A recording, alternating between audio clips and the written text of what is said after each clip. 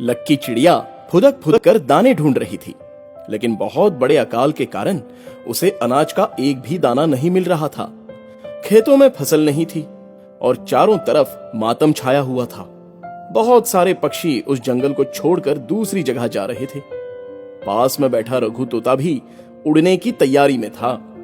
लक्की ने उससे अपना दुख साझा किया। वो भी परेशान था। लक्की चिड़िया बोली, रघु भैया, इस अकाल ने तो हमें कहीं का नहीं छोड़ा। दाने दाने को मोहताज हो गए हैं। सब यहाँ से परदेश जा रहे हैं। मुझे भी जाना होगा, वरना यहाँ तो जीना मुहाल हो जाएगा। रघु तोता बोला, मैं तो आज पूरी तैयारी से निकलने ही वाला था कि तुम्हें देखकर रुक गया। कहीं भी अकेले जाना ठीक नहीं, इसलिए मैं कहता हूँ मेरे साथ तुम ही चली चलो। इस चमन में अब अपना गुजारा नहीं है। भैया, चलना तो मुझे भी है। मैं अपने भाई झक्की का इंतजार कर रही हूँ। वह आ जाता तो हम तीनों साथ में निकल चलते। अभी तक तो आ जाता था, अब पता नहीं कहाँ रुक गया। एक गौरैया वहां पर पहुंच गई। गौरैया बोली, अरे लकी बहन, तुम्हारा भाई झक्की तो जंगल में बड़े वाले पीपल के नीचे मुझे गिरा हुआ दिखा था। उसे दिन में सोने की आदत तो नहीं है? लकी बोली, नहीं नहीं, वह दिन में कभी नहीं सोता। मैं अभी जाकर उसे देखती हूँ। रघु और लकी दोनों उड़कर जंगल के पीपल के पेड़ के नीचे पहुंच गए। चीड़ा झक्की एक तरफ गिरा हुआ पड़ा था। उसके पैर हिल रहे थे। लकी बोली, अरे देखो मेरे भैया को क्या हो गया। भैया उठो, आंखें खोलो, होश में आओ। तुम्हें क्या हो गया है? रघु तोता बोला, ये भूख के कारण बेहोश हो गया है। मैं कुछ इंतजाम करता हूँ। लक्की, इसके पास बैठो। लकी बोली, भैया जल्दी आना। रघु तोता तीर की तरह उड़ा और कुछ ही पलों में एक फल लेकर आ गया। रघु बोला, बड़ी मुश्किल से फल मिला है, झक्की को खिला दो। लकी ने झक्की को झट से फल खिलाया और उसके होश में आने की दुआ मांगने लगी। कुछ समय बीत गया, लेकिन झक्की होश में नहीं आया। लकी बोली, भैया आंखें खोलो, अब हम यहाँ नहीं रहेंगे। तुम होश में आ जाओ। हम एक पल भी यहाँ नहीं रुकेंगे। माँ ने अपने अंतिम समय में मुझसे तुम्हारी सुरक्षा का वचन मांगा था। मेरे जीते जी तुम्हें कुछ नहीं हो सकता। रघु बोला, लकी चिंता मत करो, तुम्हारा भाई होश में आ जाएगा। तुमने कुछ खाया नहीं है, ये फल खा लो। लकी बोली, नहीं भैया, जब तक मेरे झक्की को होश नहीं आ जाता मैं कुछ भी नहीं खाऊंगी। रघु ने फिर से झक्की को फल खिलाया और इस बार फल ने असर दिखाया। झक्की ने आंखें खोल दी और लकी खुशी से चहक उठी। लकी बोली, मेरा भैया जाग गया, अब मैं इसे पेट भर कर खिलाऊंगी। झक्की बोला, मेरी प्यारी बहन, मुझे तुम दोनों ने तो अभी खिलाया, अब तुम दोनों भी खा लो। रघु को भी भाई बहन के प्रति समर्पण और प्रेम को देखकर बड़ी खुशी का अनुभव हुआ। उसे अपने स्वर्गीय बहन की याद आ गई। रघु के लाए हुए फल को तीनों आपस में बांटकर खाने लगे। इतने में पास के पेड़ से बच्चों की चूं चूं की आवाज आई। लकी ने अपने मुंह में फल का छोटा सा टुकड़ा भरा और उस पेड़ की तरफ उड़ गई। तोते के दो बच्चे भूख से बेहाल हो रहे थे। लकी ने दोनों को खिला दिया। बचा हुआ फल का टुकड़ा वहीं पास में रख दिया।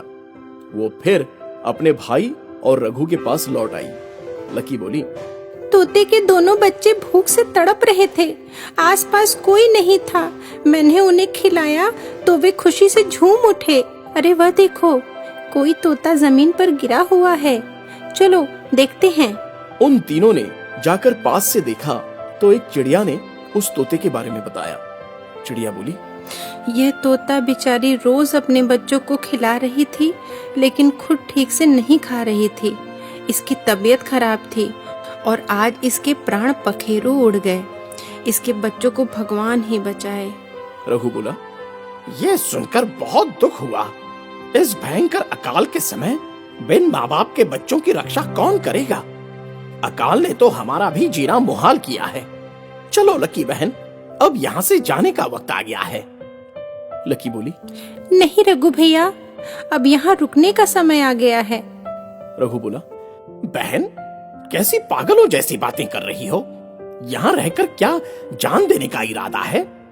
लकी बोली, नहीं, इन दोनों बच्चों की जान बचाने का इरादा है। ये दोनों बेचारे तो उड़ भी नहीं सकते। हम इन्हें किसके भरोसे छोड़कर जाएंगे?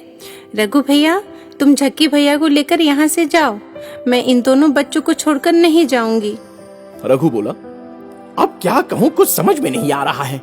इन दोनों बच्चों के बारे में सोचकर बहुत दुख हो रहा है। अब यहाँ तो खाने पीने की भी बड़ी परेशानी है। हम क्या खाएंगे और इन्हें क्या खिलाएंगे? लकी बोली। वही नीली छतरी वाले रास्ता दिखाएंगे। अचानक एक बड़ा सा लाल तोता वहां पर उड़ते हुए आ गया। लकी बोली, भैया, आपको हमने पहली बार देखा है। कहाँ रहते हैं आप? लाल तोता बोला, मैं दूर सामने वाली पहाड़ी के पास वाले पेड़ पर रहता हूँ। मेरे गुरु के कहने पर यहाँ पर आया हूँ। मुझे लकी से मिलना है। लकी बोली, भैया, मैं ही लकी हूँ। बोलिए, क्या काम है?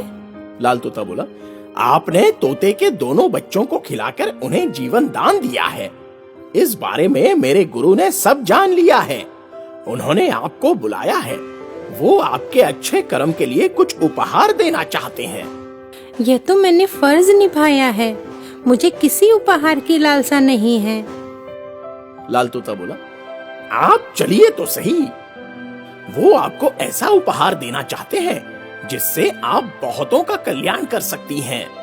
आप तीनों लोग चल सकते हैं। रघु, लक्की और झक्की उस लाल तोते के साथ उड़कर चल दिए। लाल तोता उन्हें पहाड़ की गुफा के अंदर ले गया। सामने एक बड़ा सा बाज पक्षी बैठा हुआ था। लक्की बोली, अरे, यह द्वार बंद क्यों हो गया? बड़ा बाज बोला, ताकि तुम तीनों यहाँ से भाग न सको। वैसे भी इस अकाल में तुम्हारा बचना मुश्किल ही था। अच्छा है, तुम तीनों मेरे आहार बन रहे हो। इस लाल तोते ने हमसे धोखा किया है। उन तीनों ने लाल तोते को देखा तो वो एक बाज के रूप में बदल गया। वो भी एक मायावी बाज निकला। जब बड़ा बाज इन तीनों की तरफ बढ़ा, उसी समय गुफा का दरवाजा खुल गया। एक सुंदर परी दिखाई पड़ी। परी ने जादू से दोनों मायावी बाजों को एक बड़े से पिंजरे में कैद कर दिया। परी बोली, अब तुम दोनों इसी पिंजड़े में पड़े रहोगे। लकी, इन दोनों ने तुम्हारे साथ धोखा किया, लेकिन इन्हें उसका फल मिल गया। परोपकारी की रक्षा भगवान करते हैं। लकी, तुम नेक दिल और ईमानदार हो। हमेशा दूसरों की मदद के लिए तैयार रहती हो। इस अकाल में भी तुमने तोते के बच्चों को खाना खिलाया, उनका पालन करने का बेड़ा उठाया। मैं तुम्हारी मदद करूंगी। ये लो, एक जादुई चिड़िया चक्की। इससे खाने पीने की जो भी चीजें मांगोगी, यह तुरंत हाजिर कर देगी। लकी बोली, परी रानी, आपकी बड़ी मेहरबानी। इस चक्की के द्वारा सबका भला होगा। परी बोली, लकी, अब देर किस बात की? मांग लो जो मांगना है। ये चक्की दाना खाना दे। चक्की से तुरंत पक्षियों के खाने की वस्तुएं बाहर आ गई। लक्की ने तुरंत तोते के और चिड़िया के दूसरे बच्चों को खाना दाना पहुंचा दिया। जो पशु पक्षी जंगल में रह गए थे, उनके खाने पीने का पूरा इंतजाम होने लगा। जादुई चक्की के द्वारा अकाल से बेहाल पशु पक्षी दाना पानी पाने लगे और लकी के गुण गाने लगे।